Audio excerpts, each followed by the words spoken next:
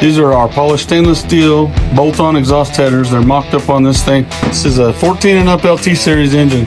You can see the spark plug wire clearance is exceptional. And these are going to be available in ceramic coating. What we're doing now is they're going to actually be installed on this 17 Chevy. Got the 5.3 liter LT series engine. So here's the view from the start. Follow along with us here and we'll show you how it goes. Manifolds are off. Here's the view from the bottom.